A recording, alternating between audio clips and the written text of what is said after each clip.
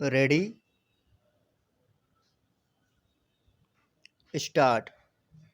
This writ petition was admitted on 22 1976 and an interim order was passed to the effect that till further orders of the court the petitioners shall not be dispossessed from the land in dispute full stop.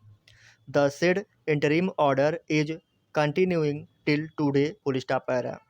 Notices were issued to the respondent numbers 4 and 5, who are the contesting respondents, and notice on behalf of the Gaon Sabha was accepted by the learned counsel for the Gaon Sabha, but none has responded so far either by filing a counter affidavit or has assisted the court when the matter has been taken in the revised call after 35 years of its institution.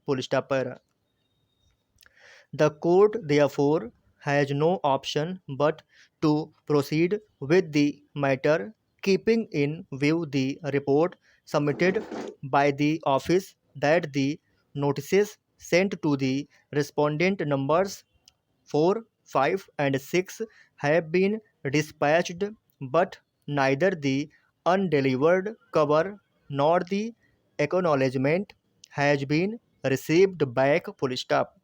Accordingly, under the rules of the court, the notices on the respondent numbers 4 and 5 will be deemed to have been served. Apart from this, now there is no occasion to await for any other mode of service after 35 years of the institution of the writ petition, more so when the petitioners are in possession in terms of the interim order passed by this court.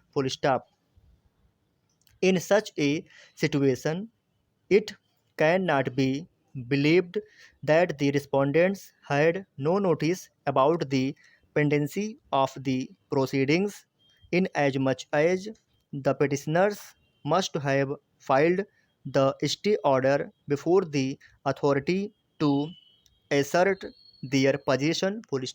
Para. The dispute relates to certain plots that were recorded in the name of Jamuna, father of Ram Chandra. The respondent Ram Lochan filed an objection under Section 9 of the UP Consolidation of Holdings Act 1953, contending that since he was in possession over the land, he has perfected his title over the same, and that a compromise had been entered into in a proceeding before the concerned magistrate where the tenure holder had admitted the claim of possession and title of the contesting respondents. The consolidation officer, after allowing the evidence to be read, came to the conclusion that the objection deserves to be rejected and accordingly allowed the names of the petitioners to continue to be recorded as the tenure holders. Para. The dispute raised by the contesting respondents was essentially of Sirdari rights, which was taken up in appeal by them before the settlement officer consolidation. The settlement officer consolidation found that neither the names of the respondents were recorded in any of the revenue records prior to 1368 Fasli or after 1371 Fasli, and therefore their claim of possession is not based on any documentary evidence.